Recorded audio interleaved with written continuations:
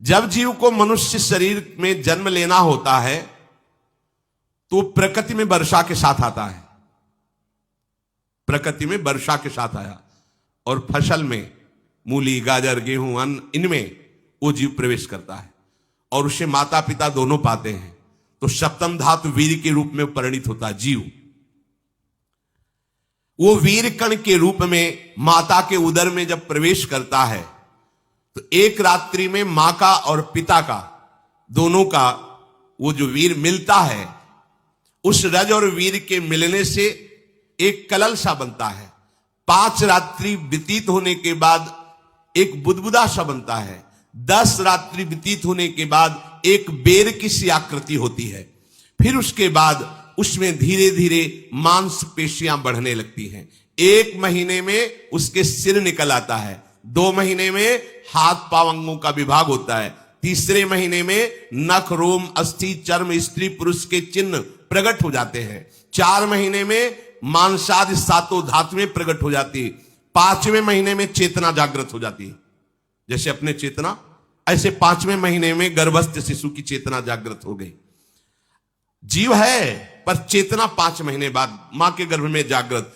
अब उसे भूख लगती है, प्यास लगती है, वहां की तापमयी जलन, पीड़ा, छोटे छोटे कीड़ों के द्वारा काटना, 6ठे मास में झिल्ली से लपटा हुआ मां की दाहिनी कोख में कीड़े की तरह तड़पता है। उस समय माता को कड़वे और खट्टे पानी की लालसा होती है, जिससे उसके अंगों में जाकर भयंकर जलन होती है। यह है भोग। वो कृमि कीड़े की तरह तड़पता है। मलमूत्र के गड्ढे में बीच में झिल्ली में बंधा हुआ वो जीवात्मा सुकुमार तो होता है, वहां के कीड़े उसे नोचते छोटे छोटे, वो तड़पता है। माता प्रसन्न होती कि जब बच्चा हिलता है, बोले है उसकी दुर्गति हो रही, वहां भयंकर कष्ट पा रहा है। ऐसा क्लेश होता है कि क्षण क्षण में बेहोश होता रहता है। माता के खाए हुए कड़वे, तीखे, गरम, नमकीन, रूखे, खट्टे, यही पदार्थ पाने की इच्छा होती है माता, क्योंकि उसको भोग भोगना है। उसके कोमल शरीर में भयानक पीड़ा होती है जब माता ऐसे पदार्थ खाती है। गर्भाशय की झिल्ली में लिपटा हुआ, आंतों और मलमूत्र से घिरा हुआ सिर, पेट की और पीठ और गर्दन एक कुंडलाकार, ऐसे कंकण जैसा, ऐसी आकृति गर्भस्थ शिशु की होती है। पिंजड़े में बंद पक्षी के समान पराधीन, ना तो वो हिलडुल सकता है ना बोल सकता है, बड़ा असमर्थ दुख को भोग रहा है, चेतना पूरी है। इसी समय भगवान द्रवित होकर उसे ज्ञान देते हैं, गर्भस्थ शिशु को, सबको। जे उसे ज्ञान होता है तो सैकड़ों जन्म के कुकर्म उसे याद आते हैं, सैकड़ों जन्म के। ओहो, ये मेरे कर्म का ही फल है, मैंने ऐसे कर्म किए इसलिए दुख भोग रहा हूं। बेचैन हो जाता है, कैसे निपट पाऊंगा, सैकड़ों जन्म के कर्म जमा है।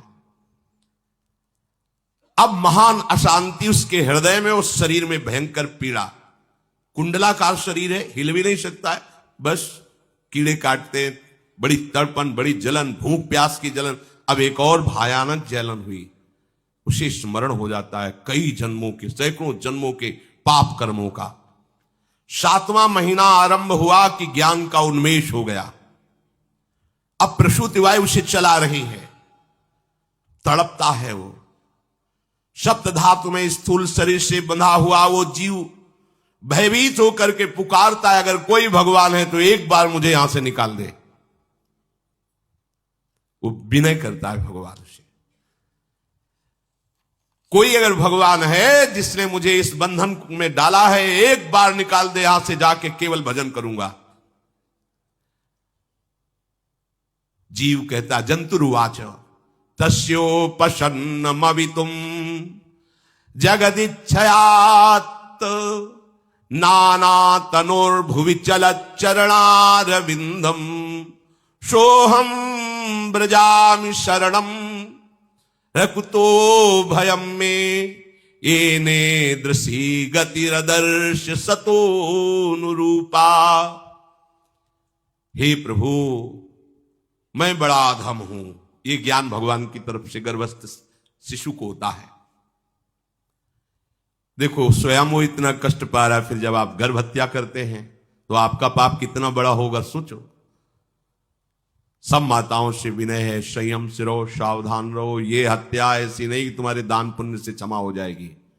ये जो भ्रूण हत्या है, गर्भ हत्या है, बहुत बड़ा पाप है। आप लोग अज्ञान के कारण इसको ध्यान नहीं देते, इसे खिलवाड़ समझते हो। कितना ज्ञान है।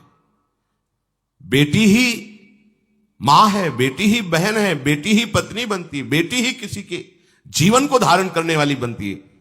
और आपने गर्भ में देख लिया बेटी है, तुम स्वयं मां होकर उसका साथ दे रहे हो, उसका नष्ट करने के लिए।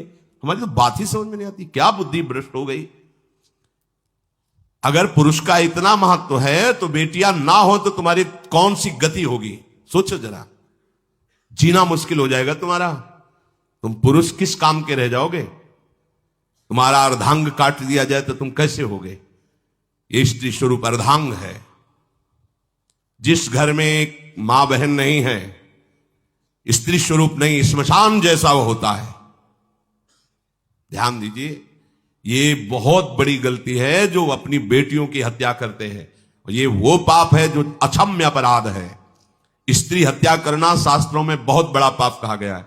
फिर वो तो बच्चा है, बिल्कुल नहीं।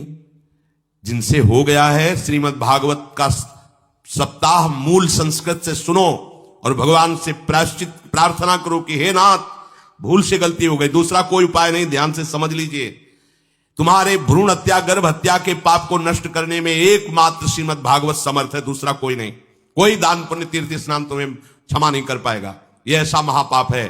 अगर हृदय में जलन करके और मूल संस्कृत के द्वारा पूरी 7 दिन में भागवत श्रवण की जाए नियम से, तो भागवत समर्थ है, इस हत्या के पाप से भी आपको मुक्त कर देगी।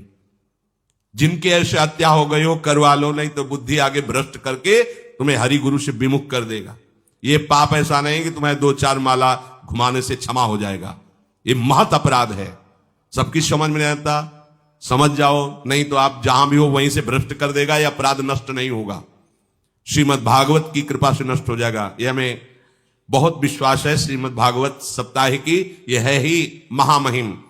प्रेत योनि को प्राप्त धुंधकारी को सीधे भगवत पार्षद स्वरूप देकर परम पद में आरूढ़ कर दिया। केवल 7 दिन की मूल संस्कृत एक भी श्लोक नहीं छूटना चाहिए। अगर सप्ताहिकी का पारायण हो तो इस भ्रूण हत्या, गर्भ हत्या से भी निवृत्ति मिल जाए।